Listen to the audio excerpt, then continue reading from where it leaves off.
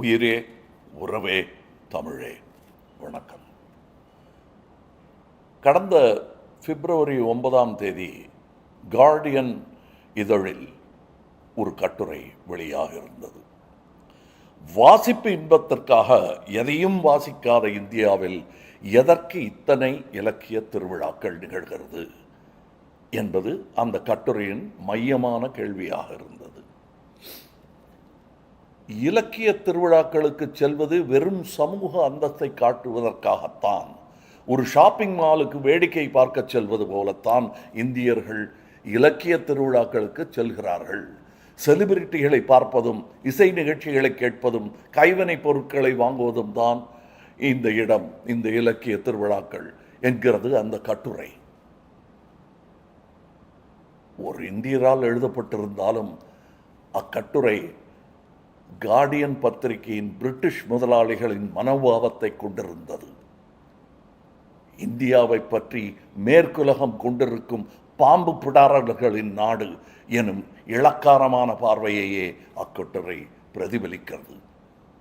இந்தியாவை பற்றியும் இந்தியர்களை பற்றியும் இந்திய இலக்கியங்களை பற்றியும் இத்தகு பார்வை உருவாவதற்கு ஒரு முக்கிய காரணம் இருக்கிறது. அந்த காரணம் நாம் தான். நாம் Shakespeare, Charles Dickens, Jane Austens, George Orwell, Agatha Christie, J K. Rowling, Roald Dahl, C S. Lewis என்று எண்ணற்ற பிரிட்டிஷ் இலக்கிய ஆசிரியர்களை வாசித்து தள்ளியிருக்கிறோம். பிரிட்டிஷ் எழுத்தாளர்களின் மாபெரும் சந்தை இந்தியாதான். மேற்கு எழுத்தாளர்களை வாசித்து தள்ளுவதில் நாம் காட்டிய அக்கறையை நமது எழுத்தாளர்களை மேற்குக்கு கொண்டு செல்வதை காட்ட தவறிவிட்டோம்.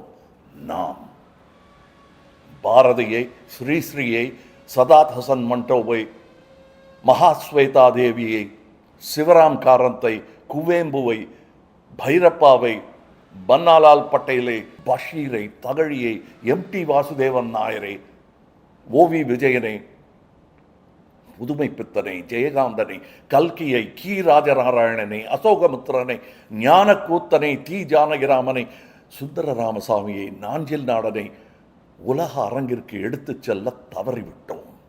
நமது நவீன இலக்கிய சாதனைகளை உலகம் இன்னும் அறியவில்லை. சரி, நமது இலக்கிய சாதனைகளை பிற நாடுகளைச் சேர்ந்தவர்கள் வாசிப்பதால் யாருக்கு என்ன லாபம், என்ன நன்மைகள் விளைந்துவிடும் என கேட்க வாய்ப்புண்டு. பட்டியலிட்டு சொல்லுகிறேன். 1. பண்பாட்டு பரிமாற்றம். நாம் உலகையும் உலகம் நம்மையும் புரிந்து கொள்வோம். 2. உலகளாவிய அங்கீகாரம். ஷேக்ஸ்பியரையும் டால்ஸ்டாயையும் நாம் கொண்டாடுவது போல் புதுமை பித்தனையும் அசோகமித்திரையும் உலகம் கொண்டாடும் நிலை உருவாகும். ஜி.யு. போப் திருக்குறளை ஆங்கிலத்தில் மொழிபெயர்த்ததால் தான் இன்று உலக அறிஞர்கள் திருக்குறளை மேற்கோள் காட்டுகிறார்கள். 3. தவறான பிம்பங்கள் உடையும். We will break the stereotype. மேற்குலக இந்தியாவை வறுமை பீடித்த அழுக்கான பிரிவினைவாதங்கள் நிறைந்த பிற்போக்கான தேசம் எனும் குறுகிய வட்டத்துக்குள் வைத்தே பார்க்கின்றன நம்மை. நமது நவீன இலக்கியங்கள் மொழிபெயர்க்கப்படும் போது தமிழர்களின் நவீன சிந்தனை, கற்பனை ஆற்றல், தத்துவ பாய்ச்சல் உலகிற்கு தெரிய வரும். நாம் வெறும் பாம்பு பிடிப்பவர்கள் மட்டுமல்ல, அதையும் பிடிப்போம். ஆழமான தத்துவங்களையும் சிக்கலான சமூக கட்டமைப்பையும் கொண்டவர்கள் என்பது அவர்களுக்கு புரியும். 4. சுற்றுலா வளரும். Literary tourism. பாமுக்கின் நாவல்களை படித்துவிட்டு இஸ்தான்புல் செல்பவர்கள் போல், ஹாரி பாட்டரை வாசித்துவிட்டு லண்டன் கிங் கிராஸ் ஸ்டேஷனில் அலைபவர்கள் போல், காசாபிளாங்கா படம் பார்த்துவிட்டு மொராக்கோ செல்பவர்கள் போல, அம்மா வந்தாள், மோகமுல் நாவல்களை வாசித்துவிட்டு தஞ்சாவூருக்கும் கும்பகோணத்துக்கும் சுற்றுலா பயணிகள் மேற்கிலிருந்து இங்கு வருவார்கள். இதனால் உள்ளூர் பொருளாதாரம் மிகப்பெரிய அளவில் உயரும். 5. நோபல் பரிசு போன்ற கௌரவங்கள் இந்தியாவுக்கும் தமிழுக்கும் கிடைக்கும். இது என் கூற்றல்ல, பாரதியின் கனவு. ஜெயமோகன், எஸ் ராமகிருஷ்ணன், சு வெங்கடேசன், ஜோடி குரூஸ், இமயம் போன்ற எழுத்தாளர்களின் படைப்புகள் தரமான ஆங்கிலத்தில் சென்றால் தமிழன் தரம் உலக தேர்வுக்குழுவின் கவனத்திற்கு செல்லும். 6.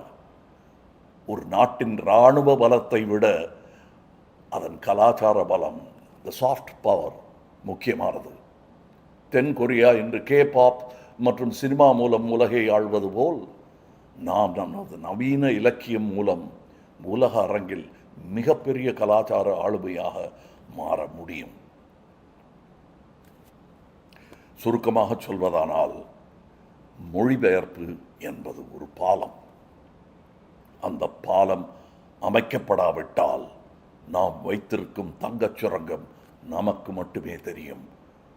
உலகத்திற்கு அது வெறும் மண்மேடாகவே தெரியும், மோகஞ்சதாரோ ஹரப்பா போல். இந்திய இலக்கியங்களை பற்றி இளக்காரமான பார்வையும் தமிழ் இலக்கியம் பற்றி எந்த அறிமுகமும் இல்லாத சூழலில் என்னுடைய நண்பர் ஜெயமோகன் ஒரு அரும்பணியை துவங்கியிருக்கிறார். நம்மை பற்றி நாமே பேசவில்லை எனில் வேறு எவரும் பேச மாட்டார்கள் எனும் இன்றைய உலகச் சூழலில் நமது தமிழ் இலக்கியத்தின் அழியா சுடர்களென திகழும் படைப்பாளிகளை பற்றி நாம் அறிவித்தால்தான் நம்மை உலகறியும்.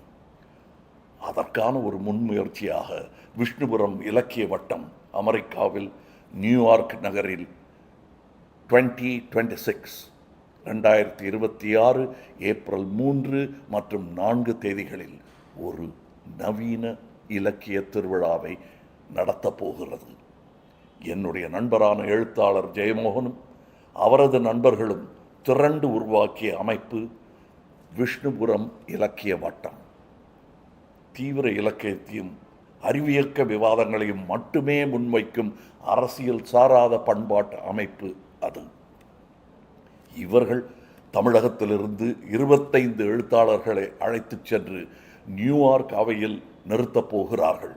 இந்த நிகழ்வில் அமெரிக்க இலக்கியவாதிகள் 15 பேர் கலந்து கொள்கிறார்கள். முழுக்க ஆங்கிலத்தில் நிகழும் இந்த இலக்கிய விழா அமெரிக்க இலக்கியவாதிகளுக்கு நவீன தமிழ் இலக்கியத்தை அறிமுகம் செய்யும் நோக்கம் கொண்டது. அமெரிக்காவில் பிறந்து வளர்ந்த நம் குழந்தைகளுக்கும் நம் இலக்கியத்தையும் பண்பாட்டையும் அறிமுகம் செய்வதும் கூட இந்த விழாவின் நோக்கம். மிகப்பெரிய கனவுடன் தொடங்கப்பட்டுள்ள இந்த முயற்சிக்கு தமிழ் இலக்கியத்தின் வாசகன் எனும் முறையில் என்னுடைய மனப்பூர்வமான வணக்கத்தை, வாழ்த்துக்களை தெரிவித்துக் கொள்கிறேன். தமிழ் தேர் வடம் பிடிக்க ஜெயமோகனுடன் கைகோர்த்திருக்கும் நண்பர்களுக்கு என் பாராட்டுக்களை தெரிவித்துக் கொள்கிறேன். நியூயார்க் நகரில் நடைபெறும் living Tamil life lit fest சிறக்கட்டும். நமது தமிழ் கோட்டையின் கொடிகள் உயர பறக்கட்டும். வணக்கம்.